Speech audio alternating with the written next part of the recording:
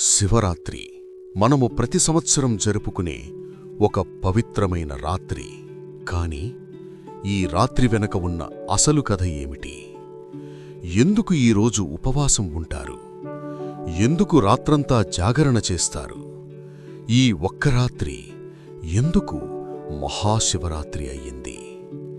ఈ ప్రశ్నలకు సమాధానం తెలుసుకోవాలంటే మనము కాలాన్ని వెనక్కి తిప్పాలి. సృష్టి మొదలు కాకముందు జరిగిన ఒక మహాసంఘటనను తెలుసుకోవాలి. కాలం పుట్టకముందు, దిక్కులు లేని సమయం, ఈ విశ్వమంతా ఒక గాఢాంధకారంలో మునిగి ఉంది. శూన్యం తప్ప మరేమీ లేని ఆ స్థితిలో సృష్టి కార్యానికి అంకురార్పణ జరిగింది. పరబ్రహ్మ తత్వం నుండి బ్రహ్మదేవుడు విష్ణుమూర్తి ఆవిర్భవించారు. లోకాలను సృష్టించే బాధ్యత బ్రహ్మది అయితే, వాటిని పరిరక్షించే భారము విష్ణువుది. కాని కాలక్రమేణా ఆ ఇద్దరు మహాదేవతల మధ్య ఒక సూక్ష్మమైన అహంకారం మొలకెత్తింది. ఆ అహంకారం కాస్త పెను వివాదానికి దారితీసింది. ఈ సృష్టికి నేనే మూలపురుషుడని, నా వల్లే ఈ జగత్తు నడుస్తోందని బ్రహ్మవాదిస్తే, లేదు, నా నాభికమలం నుండి పుట్టిన నువ్వు కాదు, సర్వలోకాలను కాపాడే నేనే సర్వోన్నతుడని అని విష్ణువు గర్జించారు. ఆ గొడవ కాస్తా ముదిరి చివరకు ఇద్దరు దేవుళ్ళు యుద్ధానికి సిద్ధమయ్యారు. అది సామాన్యమైన యుద్ధం కాదు, సృష్టికర్త మరియు స్థితికారకుల మధ్య జరుగుతున్న మహాసంగ్రామం.